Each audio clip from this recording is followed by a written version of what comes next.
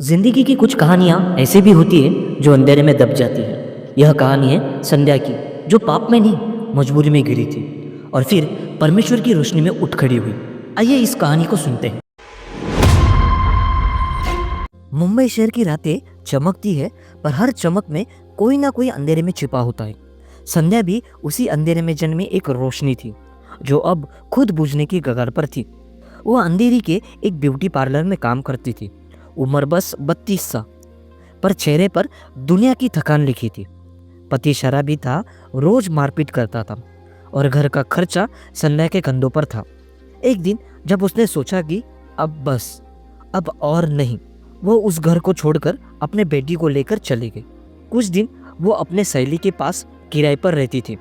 वहाँ वो सिलाई का काम करती थी, पर किराया, राशन और बेटी की स्कूल फीस सब बढ़ती जा रही थी। एक दिन एक आदमी संध्या को मिला, विक्रम, जो खुद को इवेंट मैनेजर कहता था। उसने संध्या से कहा, तुम जैसी सुंदर और अच्छी औरत को इस शहर में संघर्ष नहीं करना चाहिए। बस लोगों से मिलना जुलना सीखो, फिर सब आसान हो जाएगा। फिर विक्रम ने संध्या को एक डांस बार में काम लगाया, जहां संध्या को अच्छा खासा पैसा मिल रहा था। शुरू में संध्या को झिझक हुई, पर हालात ने उसे कमजोर कर दिया। धीरे धीरे वो पैसों के बदले पार्टियों में जाने लगी, लोगों के साथ समय बिताने लगी। वो खुद को समझाती, मैं किसी का दिल नहीं तोड़ रही हूँ, बस ज़रूरतें पूरी कर रही हूँ। और उसने उस काम को आगे करना जारी रखा। पर एक रात पुलिस ने उस डांस बार में रेड मार दी। संध्या भी वही थी। कैमरे के फ्लैश, पुलिस की चीखें और पत्रकारों के सवाल, यह सब मिलकर उसे जैसे नग्न कर रहे थे। टीवी पर हेडलाइन चली, हाई प्रोफाइल कॉल गर्ल गिरफ्तार। संध्या रोती रही, चिखती रही, मैं बुरी नहीं हूँ, मजबूर हूँ। पर किसी ने परवाह नहीं की। लोग उसे देखकर थू थू कर रहे थे, मानो उन्होंने कभी पाप नहीं किया हो।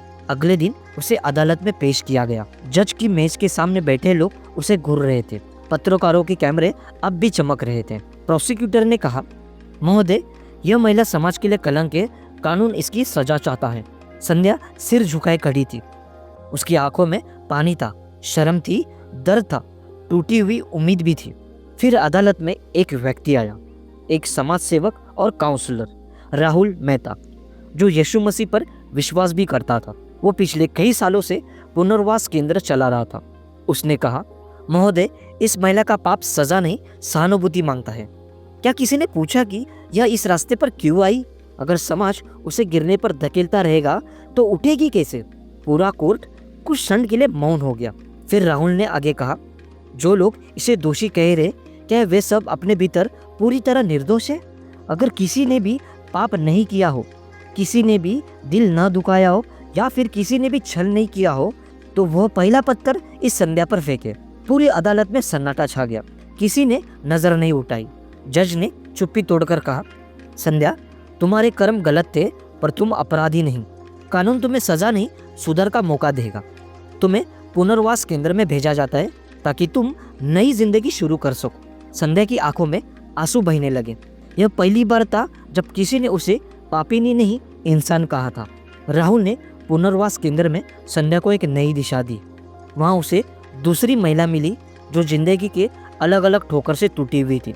किसी ने धोखा खाया था, किसी ने गरीबी की मार, किसी ने समाज की नज़रों में गिरना। राहुल ने संध्या को यीशु मसीह के बारे में कहा, कैसे यीशु मसीह ने सारे मानव जाति के पापों के लिए अपने आप को कुर्बान किया और तीसरे दिन जी उठे, ताकि सारी मानव जाति को अपने पाप और कर्मों की क्षमा मिल सके। संध्या को यीशु मसीह की बात अच्छी लगी। उसने तुरंत यीशु मसीह से अपने पापों की क्षमा मांगी और उसका नया जीवन चालू हो गया। धीरे धीरे संध्या ने मेकअप आर्टिस्ट का कोर्स किया और फिर उसी सैलून में जॉब पा ली, जहाँ से कभी वो अपनी गरिमा खो बैठी थी। पर इस बार वो अपनी शर्तों पर जी रही थी। उसके चेहरे की थकान अब आत्मविश्वास में बदल चुकी थी। एक दिन राहुल ने संध्या से कहा, तुम जानती हो, आज भी लोग तुम्हारे पुराने केस की बात करते हैं, क्या तुम्हें डर नहीं लगता? संध्या मुस्कुराई और बोली, पहले मैं दूसरों की नज़र में खुद को तोलती थी, अब मैं अपने परमेश्वर की नज़रों में देखती हूँ। अगर उसने मुझे माफ़ किया है तो कोई भी मुझे दोषी नहीं ठहरा सकता। राहुल उसकी आंखों में शांति देख मुस्कुराया। इस आधुनिक कहानी में व्यभिचारिणी स्त्री कोई अपराध नहीं, बल्कि एक ऐसी औरत है जो समाज के अन्यायपूर्ण दीवारों के बीच में फंस जाती है। यीशु की तरह राहुल भी संध्या को यही सिखाता है कि परमेश्वर पाप से घृणा करता है, पर पापियों से नहीं। हर किसी को दूसरा मौका मिलना चाहिए। संध्या अब रोज अपनी बेटी को स्कूल छोड़ती है। लोग आज भी कभी कभी पीछे से फुसफुसाते हैं, पर वह सिर्फ मुस्कुराती रहती है, क्योंकि उसने जान लिया है कि असली स्वतंत्रता वह है जब इंसान खुद को और अपने अतीत को परमेश्वर के सामने रख दे। तो इसमें दोषी कौन? शायद संध्या नहीं, शायद हम सब है जो कभी दूसरों के पाप को देखकर अपने अंदर का घमंड नहीं पहचानते। आई होप यह कहानी आपको अच्छी लगी होगी। अगर यह कहानी अच्छी लगी तो वीडियो को लाइक ज़रूर करना और आने वाले सभी कहानी देखने के लिए चैनल को ज़रूर सब्सक्राइब करें।